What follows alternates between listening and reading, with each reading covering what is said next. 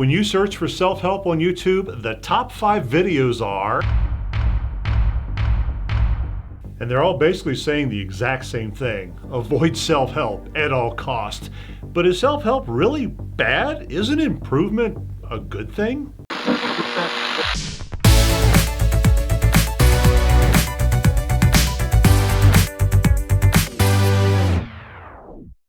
Hi, I'm Rick Higgins, and today we are diving deep into the self-improvement whirlpool. Why? Well, because it's kind of what I do here on the channel, and I want, strike that. I need to understand, am I selling snake oil, or are we actually helping you? So let's start at the beginning, because that's probably a pretty good place to start. And it all starts with the money. There are serious big bucks in self-development. I mean big money. One estimate even put the global personal development market at over $39 billion in the year 2020. That's with a B. I mean, self-help is a huge presence in world economics. You got your books, you got your videos, you got your podcasts, you got your blogs, you got your workshops, your seminars, your retreats. Hell, you've even got this very channel. And who are all these gurus of self-assistance? Well, you got some big names like Mark Manson and Brene Brown, who charge, fairly large fees to give you their unique perspective on what's wrong with you. And then you've got YouTube and the lesser known gurus. Here, you base your learning on what search results the almighty YouTube algorithm decided to provide you and in what order. And in my case, my searching for self-help, well, apparently we've got a couple of TED Talks, some bald guy who actually isn't all that bad, someone named Alice, and another person named Rich Roll. When you watch these videos, these YouTube self-help videos, you're basically putting your trust and confidence into anonymous people that you don't know who are making these videos in their spare bedrooms. And you're kind of assuming that their credentials are valid. But are they? Now, when you pull up YouTube, when you do a search for a how do I do XYZ, you are basically going to get one of two different flavors of results. One are called soft, one is hard.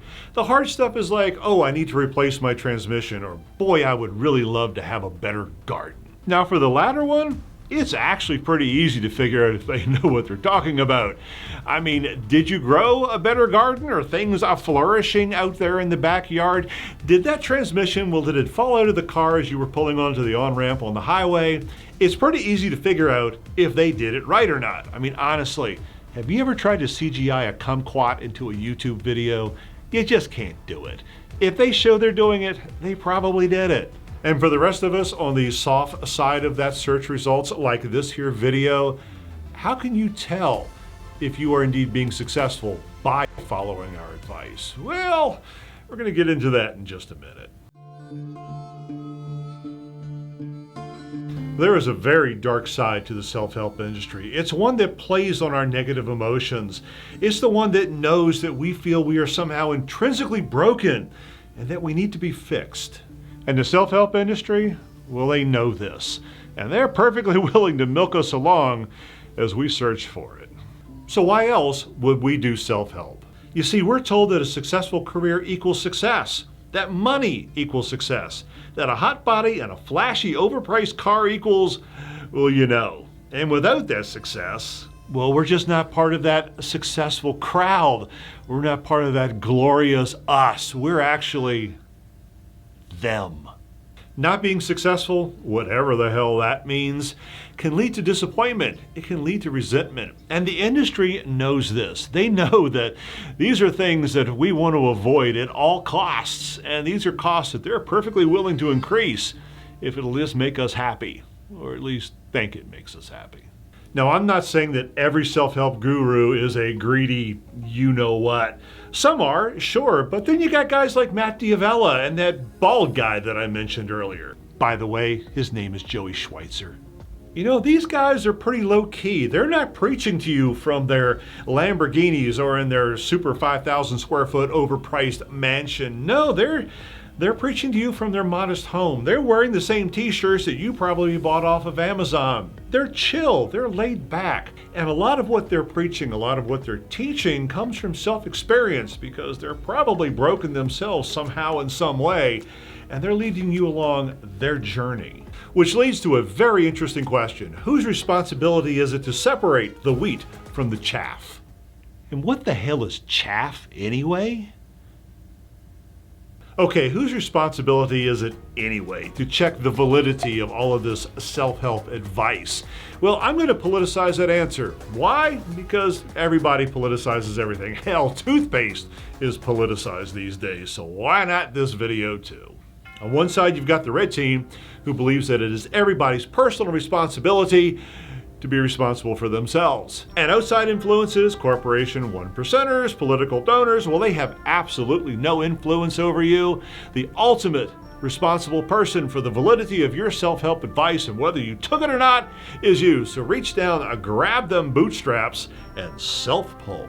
And if that advice turns out to be flawed, well, guess what? It's still your fault because you're gullible. I mean, it can't be the responsibility of the person who actually gave you or sold you that advice. Now, could it? And then there's the blue team, where nothing is your fault. In fact, you don't even need self-help because you're perfect already. And if you're not, well, it's somebody else's fault, right? I know, maybe we should create a new government-regulated YouTube oversight watchdog group. We can call it the Anti-YouTube Self-Help Oversight Committee, the ASHOC. That'll keep you safe from yourself, won't it? Now, I know I just insulted a little over 97% of the American voting population with those two comparisons, but honestly, somewhere between the two of them lies truth. Now, I mentioned earlier the dubious credentials of various YouTubers, and by the way, I am including myself in that list. I mean, honestly, how do you know if every word I've said thus far is gospel or heresy?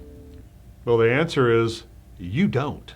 Which means you've got to put on your critical thinking caps. You've got to process this for yourself. And for goodness sake, don't ever, ever, ever just take somebody's word at face value and do exactly what they tell you to do without actually thinking whether it's going to be helpful or harmful to you. For instance, if I told you to swallow bleach because it would keep you from getting COVID, and you get the idea, right? Don't swallow bleach. Just don't do it.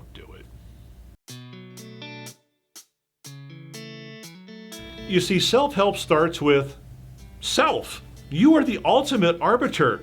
You've got to take all of this information from everywhere and process it, collate it, qualify it, quantify it. I'm kind of running out of words to put on there, but you get the idea. You are the CEO of yourself. You have to take all of this information and figure out what it means for you. So why do self-help anyway? Isn't the old tried and true overpriced, let's go to a therapist who doesn't take our insurance from our healthcare provider, isn't that the way to go? Well, self-help is there because of convenience. Self-help is, well, it's self-paced, and it's usually a little bit cheaper. And besides, you don't have to go sit in a stranger's office and tell them all your dirty little secrets, now do you? Self-development, in whatever form it may take, books, videos, podcasts, whatever, is billed as one-stop shopping and instant success. The market in large part exists because of advertising. Those clever little marketeers know exactly which buttons of yours to push, which fears to exploit in order to make you believe that you need self-help. Now, this doesn't mean that you don't need help. You probably do, especially that guy over there. But your appetite for self-help, it's not entirely your own. Did you know that there are two basic flavors of self-help? Or actually, there's two basic flavors of the type of self-help that you're getting. One is inward, one is outward. Now, the outward side, well, that's when you're trying to improve yourself because, well, you want to compare yourself to others. You want to be like others or be better than others. And I'll give you a little spoiler alert. You probably aren't going to win that game. It's just not going to happen. Now, on the inward side, you're probably looking for some real self-improvement.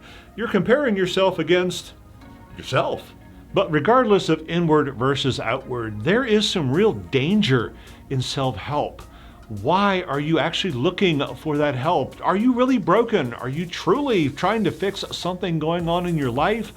Or do you just believe incorrectly that you can only be happier if you change things. But let's go on the assumption that you are kind of overdue for a tune-up. Well then, maybe self-help, inward self-help, can truly help you.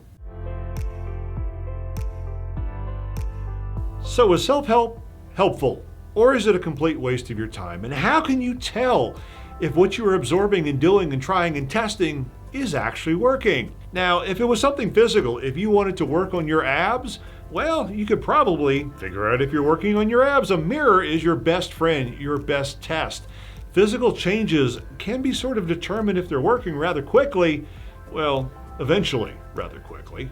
But the softer side, how can you tell if the softer side, the emotional side of self-help is actually working? It's a much slower process. Now, there are some things that are action-oriented. Perhaps you want to be less of a procrastinator, and you look over at the dirty dishes piled up in the sink and they've only been there 2 days instead of 3, you're making progress. But see, emotional changes, they aren't always attached to actions like that. They're attached to feelings. And changes in your feelings and your emotions can take a lot longer. So the answer to, is self-help valid and can it help you? It depends. Yeah, I know, but it depends on you. Now, are you willing to grab a book and read 3 chapters, or worst case, skim 3 chapters, and suddenly become Matt Diavella and live happily ever after? Well then no, self-help is probably not going to work for you.